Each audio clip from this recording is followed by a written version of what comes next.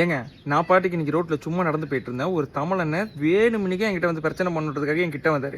என்கிட்ட வந்துட்டு தம்பியே என்னை பார்த்து ஏன் முறைக்கிற அப்படின்னாரு. எனக்கு மண்டை நம்மளே ஒரு மண்டை சூடுக்காரன், நம்மக்கிட்டே சும்மா பேசக்கூடாது. நான் ஒரு அளவுக்கு மேலே நானே நார்மலாக பேச மாட்டேன். நான் அவர்கிட்ட திமிரா நான் பார்க்கலண்ணே, நான் சத்தியமாக பார்க்கலண்ணே அப்படின்னேன். அதுக்கு அவரு ஏப்ப நான் போய் சொல்கிறேண்ணா, என்னை பார்த்து என்ன கிறுக்க மாதிரி இருக்கா அப்படின்னாரு. நான் வந்துட்டு ஒரு அளவுக்கு மேலே தான் நான் வந்து நார்மலாக பேசுவேன். நம்ம ஸ்லாங்கே வேறு மாதிரி ஸ்லாங்கு. நானும் அவர்கிட்ட வேணுமுக்கே பூந்தேன். இல்லைண்ணா நான் பார்க்கல, உண்மையாக நான் பார்க்கல அப்படின்னேன். அதுக்கு அவரு நான் என் ஊரில் எவ்வளோ பெரிய ஆள் தெரியுமா, என்கிட்ட எவ்வளோ ஆடுறியா அப்படின்னாரு. ஊரை பற்றி பேசி நீ எவ்வளோ பெரிய ஆளுனா அப்போ நம்ம நாப்பில் யார், அப்போ எங்கள் இடத்துல நாங்கள் யார், நாங்களும் லீக் ஆட்டு தான், நம்மளும் காட்டணும்ல.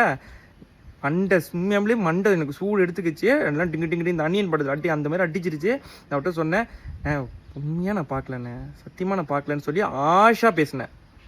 அதுக்கு அவரு நான் எவ்வளோ பெரிய கை தெரியுமா அப்படின்னாரு. அவ்வளோதான். I lost my temper. I lost control. What else? I control myself. Sorry, I out of control myself.